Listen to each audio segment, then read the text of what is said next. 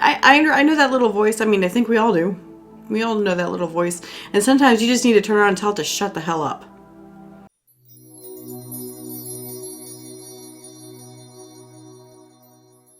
Taurus, you have a change you want to make. It's kind of scary. So let's do a reading. We're going to dig into that a little bit. We're going to find out what unacknowledged fears might be getting in the way for you making this move. What's the worst case scenario? What's the best case scenario? And what's the likely actual result? So we're going to dig into it, get some details and everything as well. So let's get started. As we get moving here, check your sun, moon, and rising and any other prominent placements that you have in your chart as well, okay? Just in case this one doesn't fit for you, check out those other ones. And then also, currently I am in a temporary space in an apartment because I relocated across the country. And I'm literally moving into my house this week, but unfortunately, that wasn't before they started doing the roof on the building across the way. So if you hear construction noises, that's what's going on. I tried to turn up my music here to try to drown that out, but we'll see. We'll see if that even sounds good. All right, Taurus, what's going on for this change that Taurus wants to make? What's the unacknowledged fears that are standing in Taurus's way, please? Unacknowledged fears standing in Taurus's way for this change. And that, sure, let's go with that. Justice. Justice.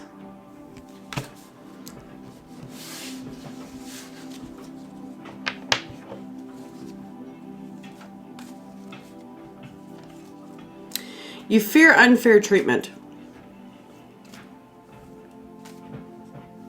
Either being treated unfairly, like, as far as like, behavior wise, or something coming out not in your favor, where it's like you'll end up having to give more than you get. You know what I mean? You're afraid of it just not being right. Not being right. Also, just the pure idea of if this may cause a legal battle, you may be just straight up afraid of the legal battle or what it means. Some people have deep feelings of they're like, they have issues. They're like, no, I can't do a divorce. I can't have a divorce at all. No. Because they come from very traditional families or traditional cultures or whatnot. Oh, no, I can't do that. I have to just, work it out. No, you can. You can. Divorce is just a legal agreement. That's all it is. It doesn't mean anything as far as what's going on in here, right? Marriage is a legal agreement. That's all it is. It does not mean you love somebody. It's a legal agreement. So the thing is that you may be, you may have been taught, because I'm married to this person, I have to love them. I have to, work through this. I have to. No, you don't. Legal agreements can be undone legally. Sucks, but, still can be done. And so, because that's always the way that I had looked at it, since I was young. It's just a legal agreement. It means nothing as far as like whether you actually love this person or want to be with this person. And so a legal agreement should never tie you to someone. And this legal agreement is just so that they can have access to your stuff in case of an emergency. That's all it is. Tax stuff. It just makes things easier from a legal perspective. That's all it is. So there's all these people out there that are like, oh no, I'm not getting married because it's just a piece of paper. Yeah, it is a piece of paper, but it makes your life a lot easier. It really does. If there's a major car accident on the road and suddenly your boyfriend's in the emergency room, they're not going to let you in because you're not married. Without a medical power of attorney or something that you have drawn up with an attorney. But you can get that easy for just getting married. There's these people that have been with people for 10 years and they're like, I'm not getting married. No way. No way, I'm not doing that. But yet you're being with somebody for 10 years. Come on, it's no different. It's just dumb. Anyways. Now I've said my piece. That may be something that you may be concerned about. Straight up divorce or some sort of, justice proceeding, that kind of thing. You just don't want a case to occur. All right. So what's the best case scenario? Assuming Taurus makes this change, what's the best, excuse me, not what best, but we're going to do worst. What's the worst case scenario for Taurus? All right. Death.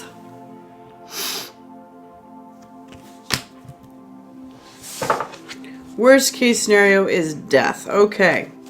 Not literally dying. Okay. Not literally dying. Unless you're talking about something with like having to do with health stuff, and I don't give health advice, by the way. I'm not doing that. But death is all about transformation. It is about an extreme transformation. The transformation going from while you're being born from, not being born to being born is a hard transition. From being alive to not being alive is a hard transition. So you may be concerned about the transitions between the changes here. You could be afraid of the emotions that occur during that time, the grieving process, that kind of thing. But it's quite a change. It's quite a change.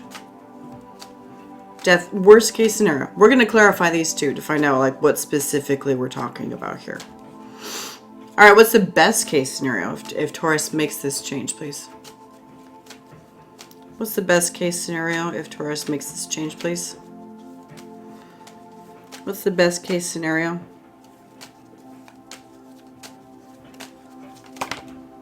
Top. Strength. Nice. It's kind of a powering through it kind of feeling, right? Kind of a powering through it. Having the strength and the fortitude. Fortitude, that's a word I've been looking for a long time. Strength and the fortitude to get through it.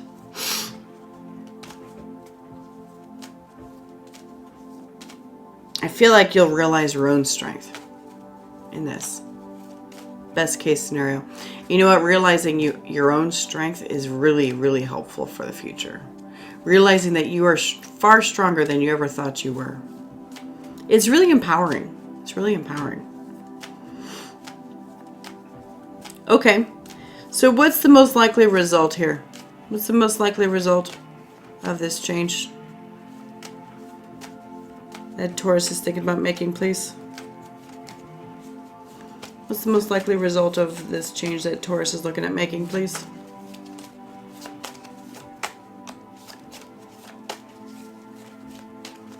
What's the most likely result, please?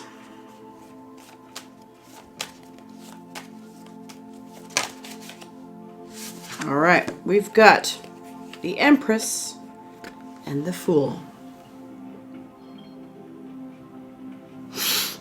Interesting.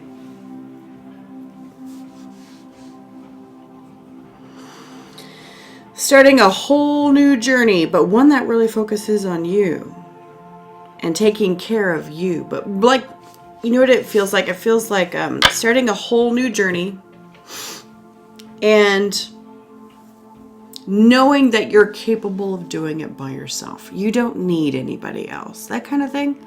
And it's not this bitter, I don't need a man, I don't need a woman, or whatever, that kind of thing. It's none of that bitter bullshit, okay? It's truly empowered. I can do this by myself. I can. I've got the capability.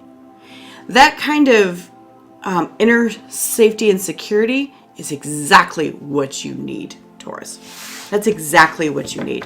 Because you guys are all about safety, security, being able to handle things on yourself without, being dependent on somebody else. And sometimes it just takes a big change to make it happen, make you realize it, All right, let's get some details. Tell me more about this Justice card, this fear for Taurus. What are they afraid of? What's this fear for Taurus, please?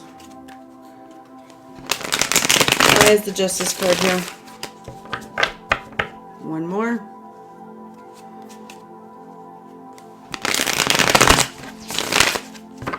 Why is the Justice card here? Okay.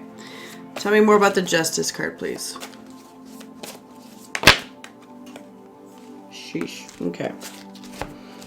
We've got Six of Swords, Knight of Pentacles, Page of Cups, and Ace of Swords. Okay.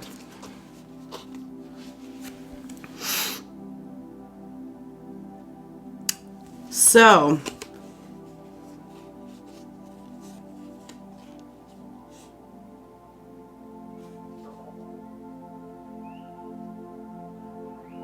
there's a lot of like brain activity here with this. We're trying to find out what this Justice card is, because like the goal is to try and, move on and everything, and it's just not really moving. It's like with the Six of Swords and the Knight of Pentacles, it's like you're trying to move on, trying to move into somewhere smoother and easier, but it's not really going as far as it could. It's not going as fast as it could, or maybe just like purely incapable of doing it. And there's just a lot of brain activity going on here with the Page of Cups and the Ace of Swords. And so you've got this world sifting through your head. All these fantasies, with that Page of Cups, all these fantasies going through your head, and you're lost in those instead of like being grounded in reality. So you may be telling yourself some stuff that isn't true. It's not true. Telling yourself that, oh, okay, that's what's happening. All right.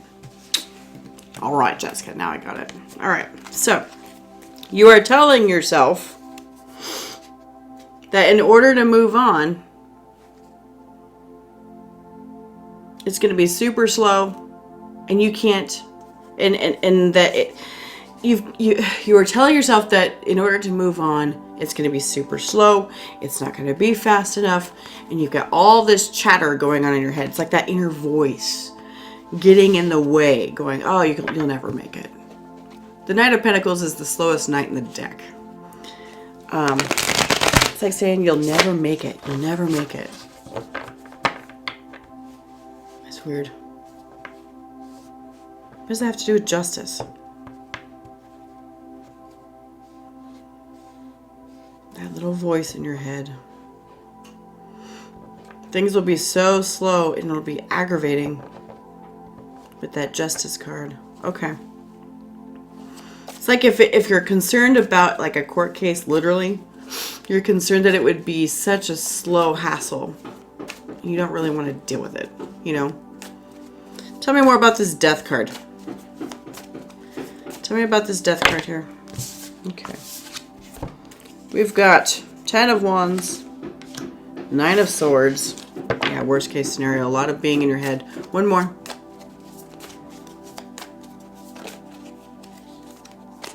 Page of Swords. Okay. I'm going to call it like, it's not obsession. It's not what it is.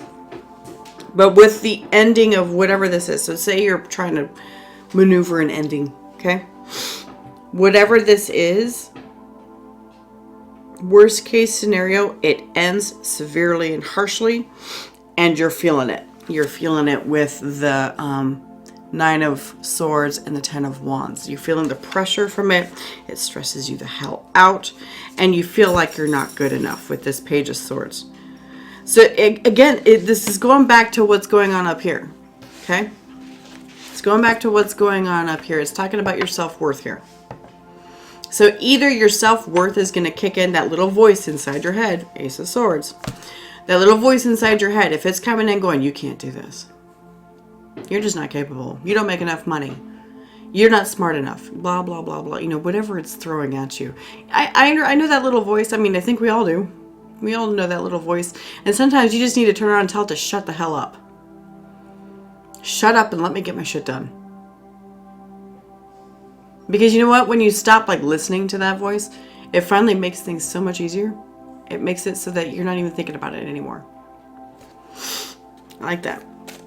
Best case scenario, show me the Strength card, please. What's this? Yeah, 8 of Pentacles, doing some work. And Strength came out again. Nice. Okay.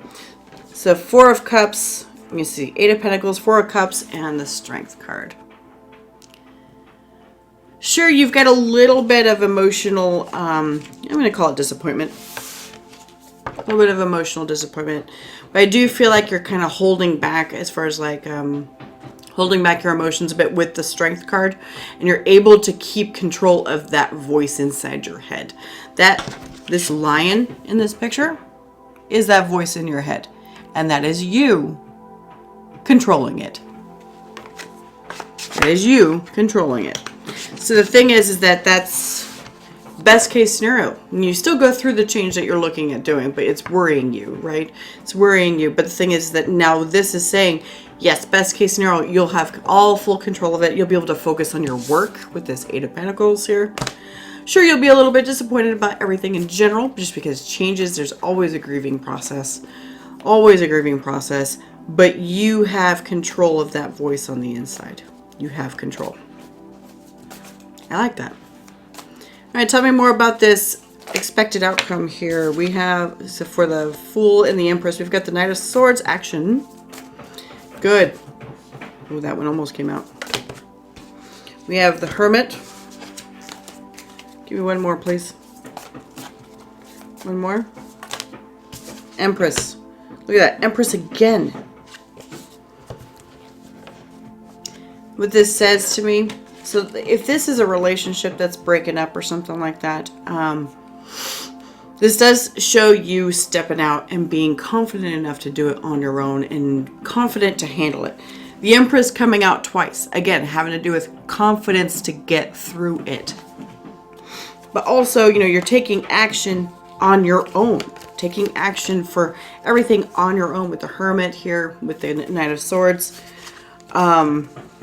You're doing it all on your own. You don't need somebody else to tell you what to do. You don't need somebody else to stand behind you and be like, woo, you know, that kind of thing. And you're like, I can do this, it's fine. And you're okay with that. It's like if this is a relationship that you're trying to get away from, you're not going to be immediately looking for somebody else to depend on. That's what it's like. You're not going to look for somebody else to depend on. You're going to do it yourself. And you're okay with that.